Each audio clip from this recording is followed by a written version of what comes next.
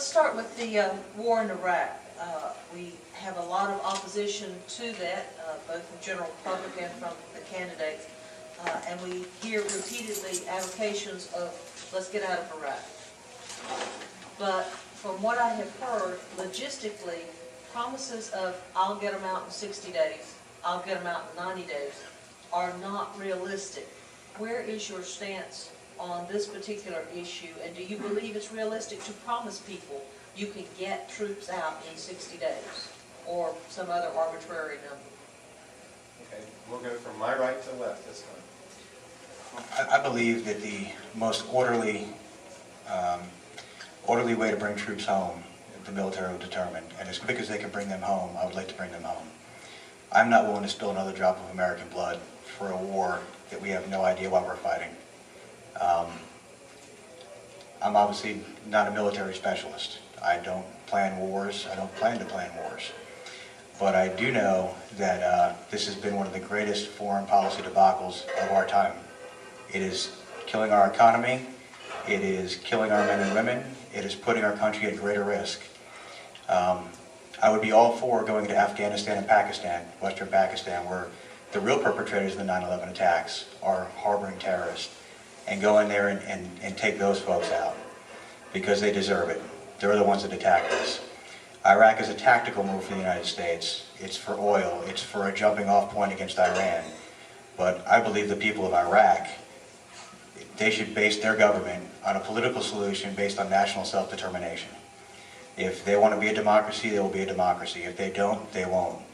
But we really can't tell them what they should and should not do. What I do know is that our troops have to come home. We have to stop occupying a sovereign nation.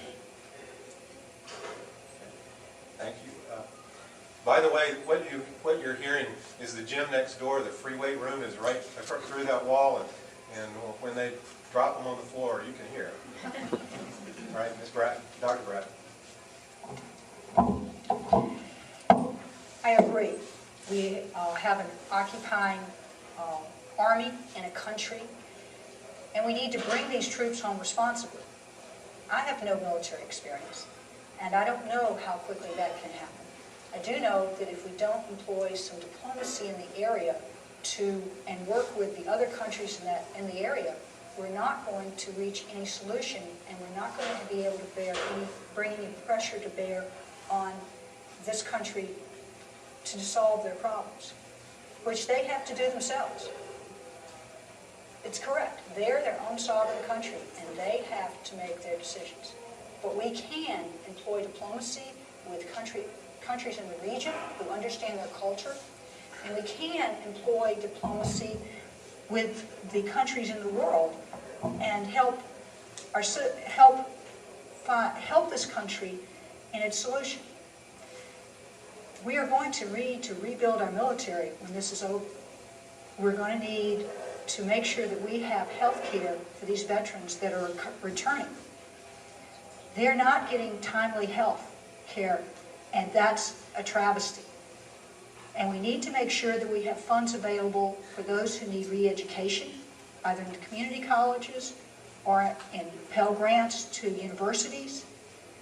They need to be provided for. And in the future, I believe that we need to fund our military with a salary that does not restrict them to food stamps. I don't think that anybody fighting for this country should have to support his family with food stamps. I think we can do this. I think we can bring people home, and we need to bring these people home. Thank you. Concerning the Iraq War, we need to think one thing: when we call it a war, that war's never been declared.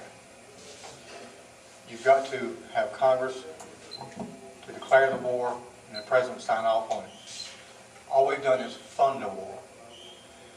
And let us not forget that Iraqis never attacked this country. We claim Osama bin Laden was either in Afghanistan or Iraq, but the World Court has never indicted Osama bin Laden for 9/11. He himself has denied being attached to 9/11. What we are doing is we're standing on other people's countries' grounds.